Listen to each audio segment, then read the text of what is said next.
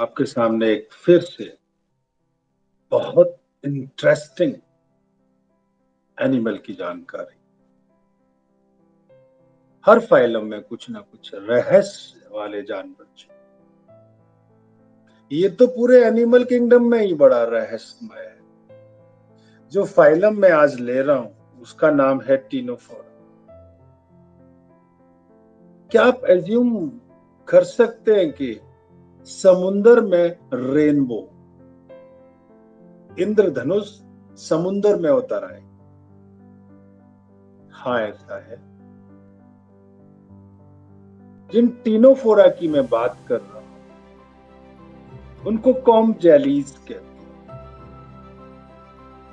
या सी वॉलनट कहते हैं। वो अपने अंदर से लाइट एमिट करते हैं।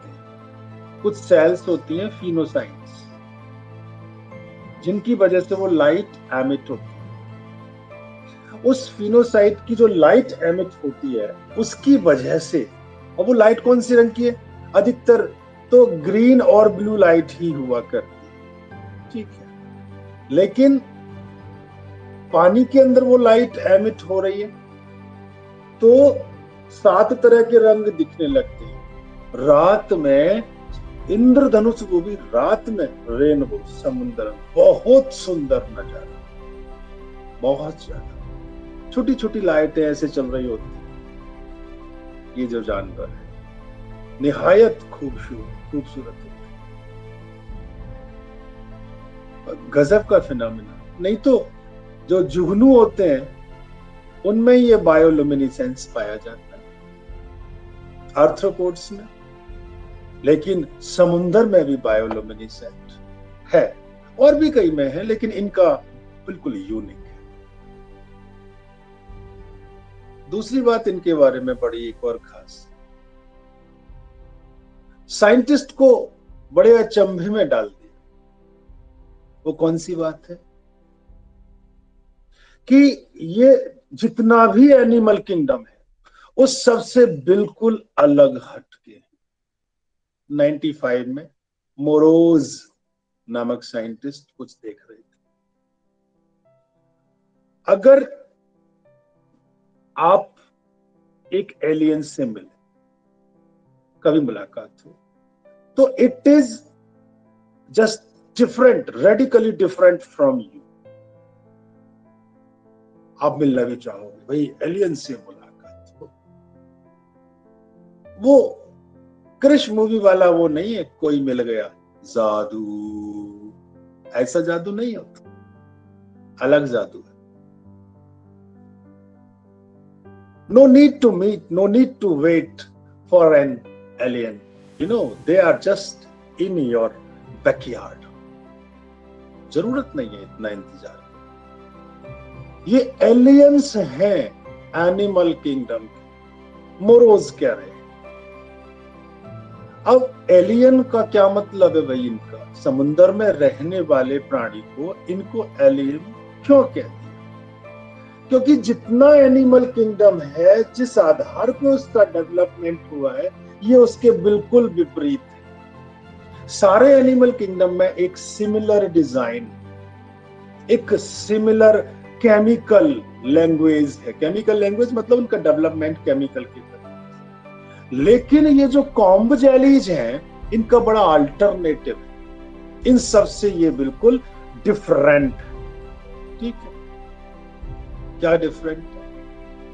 एक तो पहले मैं ये बता दूं, जो ब्रेन की सेल्स हार्ड टू रीजनरेट, ये अपना पूरा ब्रेन ही बदल देती है।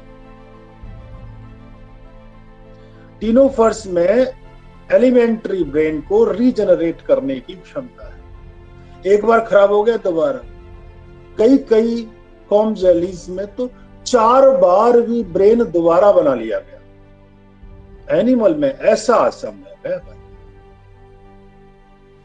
ऐसा असंभव है। क्या कोई अपने दिमाग को एक बार नष्ट होने पे 1 नहीं, 2 नहीं, 3 नहीं, 4 बार फिर से तैयार कर सकता है? वो तो एलियन ही होगा। पता नहीं कौन सी पावर लेके घूम रहे हैं। और दूसरी बात कर रहा हूं,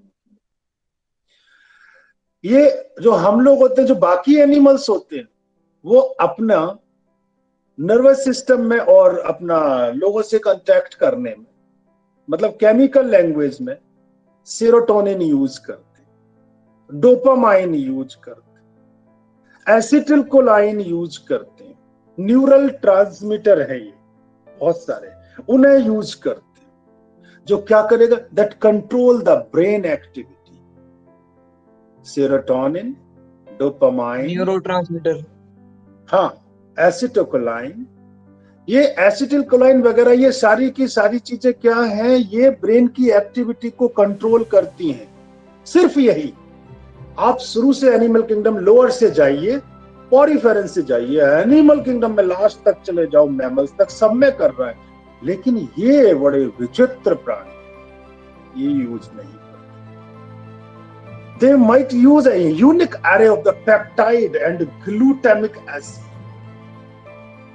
ये प्रोटीन यूज करते हैं, पेप्टाइड्स, ग्लूटामेट, ग्लूटामेट यानी ग्लूटामिक एसिड से न्यूरल सिग्नल क्रिएट करते हैं, बिल्कुल लोगों से अलग हट, लोगों से बाकी के एनिमल से हट के इनके अंदर जेनेटिक एडिटिंग की पावर है। आप अपने जीन्स को एडिट नहीं कर पाते, ये खुद ही कर लेता है, जेनेटिक एडिटिंग, और इलेक्ट्रॉनिक साइनेप्स बनाते, सिग्नल भेज सकते। इतनी विचित्र बात है, जैसे बाकी ऑर्गेनिज्म का nervous system, neural system develop हो रहा है, ये उनका पैरेलल, उससे अलग है, उसके साथ साथ विकसित होते हैं, फिर भी हमने इनको लोअर कैटेगरी में डाल दिया, हाइड्रा के बाद पढ़। मुझे तो लगता है कि बहुत बहुत बियॉन्ड द इमेजिनेशन इनके अंदर चीज है, ठीक है। इसीलिए इनको क्या कहा जाता है, एलियंस।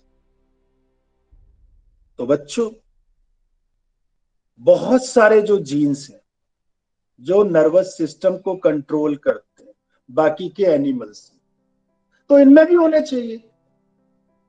भाई साहब, इन एलियंस कह दिया इसीलिए तो क्योंकि इनमें वो जीन ही नहीं है। जो जीन अदर एनिमल्स में न्यूरल सिस्टम कंट्रोल कर रहे हैं, इनको देखा गया तो इनमें नहीं है। तो बायोलुमिनेसेंस की जबरदस्त पावर होना,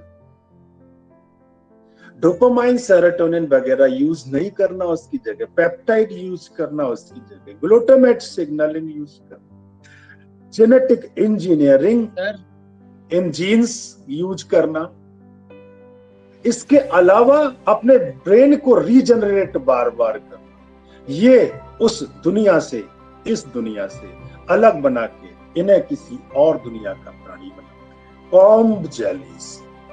तो यस, एलियंस हमारे बीच है। भाई, जिन साइंटिस्ट ने कहा वो जाने क्यों कहा ऐसा, बाकी मैंने तो अपनी बात रख दी, ठीक है। बोलो,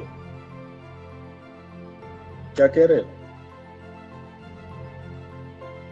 सर, बायोल्यूमिनेसेंस का क्या सिग्निफिकेंस है? बेटे, हर किसी के लिए अलग अलग है। वैसे बायोल्यूमिनेसेंस अपने अंदर से लाइट को एमिट कर, जैसे कोई हाथ में लालटेन लेके चल रहा, आप लोग जैसे सजते हो, संवरते हो, क्यों? किसी दूसरे जेंडर को, अपोजिट जेंडर को आकर्षित करने के लिए। अपने आप को कौन सुंदर दिखाएगा? किसी और की क्रीम लगा ली, नई नई ड्रेसेस पहन ली, महंगी से महंगी ले आए, ऐसे करके सेल्फी ले ली और फिर अपलोड कर दी कि देखो मैं औरों से ज्यादा सुंदर। तो ये एक अट्रैक्ट करने की दूसरे जेंडर को, दूसरे सेक्स को, ये एक इच्छा होती है एनिमल्स के अंदर। एक कुत्ता दूसरे कुत्ते से तेज भौंकना चाहता है ताकि जो फीमेल डॉग है वो उनकी ओर ज्यादा आकर्षित। 56 इंच का सीना इंसानों में ही नहीं है। मेढक ऐसे अपने आप को फुलाता है, टर टर, जितनी लंबी टर उतना जल्दी रिप्रोडक्शन।